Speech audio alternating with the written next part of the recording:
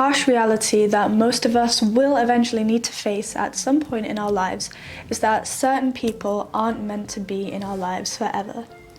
At some point, we're all forced to confront the loss and the pain and the grief that surfaces when someone whom you thought would be in your life forever just isn't anymore. There's this old famous saying, "Time heals all wounds." This may feel true because when you lose someone so close to you, the days and weeks that immediately follow this loss are always the toughest. But slowly, as time passes, each day becomes somewhat marginally more bearable. And while recovery from losing someone that you love is far from an upward sloping linear process, it feels right to assume that in the long run, time heals all wounds. I know that internalizing this belief may be helpful to anyone who's trying to overcome trauma or grief from losing someone, but I will say there's one thing I don't like about this phrase. For me, time heals all wounds indirectly says that time itself is the thing that will heal you, and that's just not true. When you lose someone who's so close to you, it's not the passing of time itself that alleviates you from the pain, but the rewiring of your neural circuitry. So I guess the first question to ask is, from a neuroscientific point of view, what does it mean to love someone? So loving someone at its core is a set of memorized patterns that becomes embedded into your brain. These patterns are formed over a long period of time through repeated interactions with that person, shared experiences with that person, and emotional intimacy with that specific person, and it all becomes a part of your brain's wiring.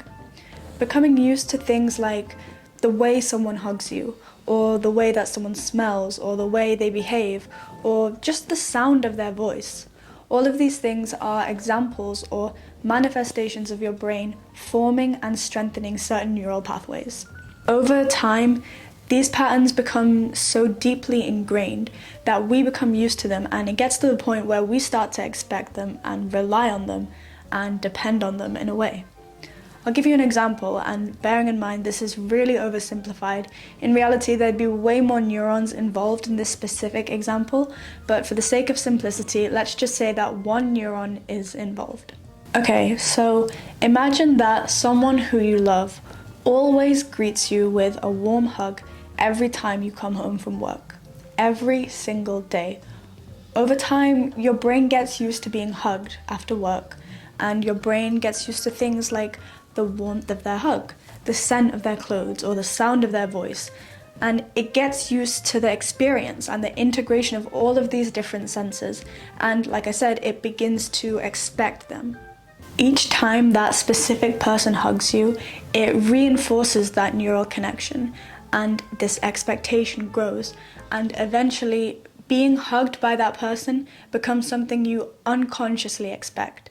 It's a pattern that your brain relies on as a part of your routine. So how does this actually happen in the first place? Here's a quick 101 of how two neurons communicate with each other, which is a process known as synaptic transmission. So here's the end of one neuron and the start of another, and the gap in between is known as the synaptic cleft, or just the synapse, which is why these are known as the presynaptic and the postsynaptic neurons, respectively. So when a nerve impulse reaches the end of the presynaptic neuron, something called depolarization occurs, which essentially causes these things, which are known as vesicles, which contain neurotransmitters, which are these chemicals, to fuse with the end of the presynaptic neuron, and the neurotransmitters inside are released into this gap, into this synapse. They then travel across the synapse and they bind to the receptors on the postsynaptic neuron. Stupid pen doesn't work. Basically, they travel and bind to that. So this then causes an action potential, or in other words, it causes this neuron to fire. So to keep it as simple as possible, the presynaptic neuron releases these chemicals which bind to the postsynaptic receptors and then causes the creation of a nerve impulse.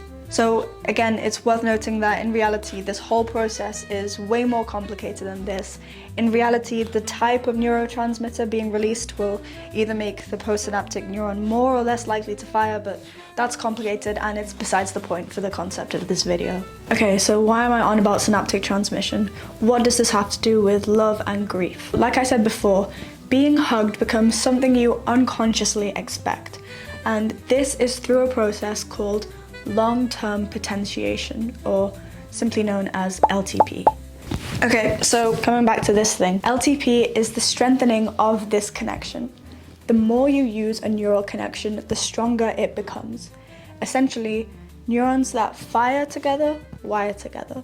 So if this connection repeatedly fires again and again and again, it becomes stronger in a way through LTP.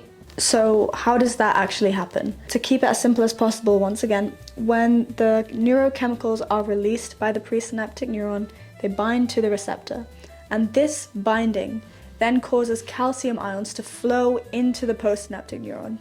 I actually have no clue how or where this happens, but it just happens. When that happens, it then causes a cascade of intracellular signaling pathways, which ultimately leads, this is the important part, ultimately leads to the insertion of more receptors on the postsynaptic membrane. That looks something like this. So this basically means that there are more receptors, so more neurotransmitters can bind to the postsynaptic neuron, which essentially makes it more sensitive. So it's able to fire or create a nerve impulse more easily. In the context of love, this is the process that makes the neural pathways associated with a specific person, like their voice or just their presence. This is what makes it stronger. So it makes the brain more reliant on these patterns. When the person you love is no longer present in your life, for whatever reason it may be, the disruption of these well-established pathways is what contributes to grief, as the brain now needs to learn to adapt and rewire to cope with this loss. The important thing to understand is that when the person you love leaves, these pathways that are strengthened by LTP don't just vanish with them. It takes a long time to form these pathways in the first place, and so as you can expect, it will also take a long time to change them and to overcome them. Your brain still anticipates being hugged. You might know for a fact that that person is not in your life anymore, but that doesn't mean that your brain knows that too. It's essentially this mismatch between expectation and reality, which makes the loss of someone whom you love so profoundly jarring. It's like you now need to learn how to navigate a world where those patterns that exist so deeply in your brain are no longer fulfilled because that person is no longer there in real life, but they literally kind of still exist in your brain. So the next question is, how do you even learn to do something like that? Learning to navigate life after losing someone you love involves the rewiring of your brain's circuitry, and this process requires time, conscious effort, and a lot of emotional resilience. Before, I said that the more you make use of a certain neural connection, the stronger it gets. Well, it's actually kind of the same for the opposite way as well. When you don't make use of a neural connection, the brain begins to weaken them through a process known as synaptic pruning. So synaptic pruning is guided by this principle: use it or lose it. So connections essentially that are frequently used will be reinforced, while those that are rarely used in comparison will be eliminated. And this whole process is achieved through a combination of cellular mechanisms.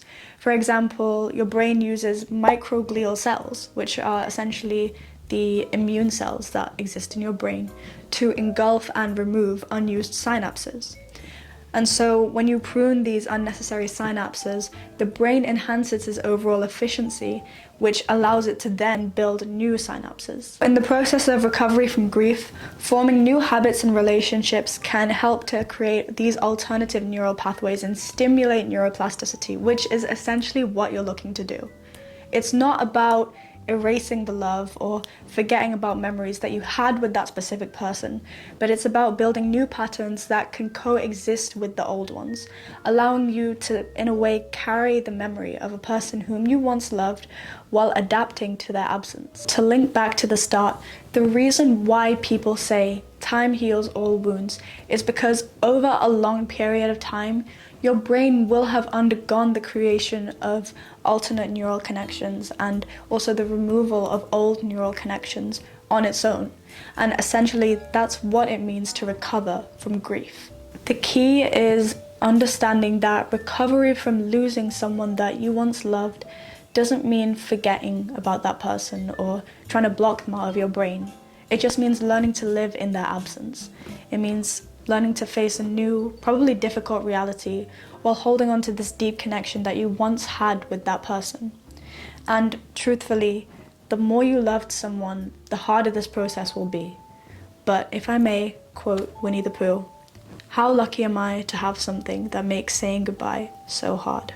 I really hope you found this video at least a little bit useful, and if you enjoyed it, please consider subscribing. Other than that, thank you very much for watching.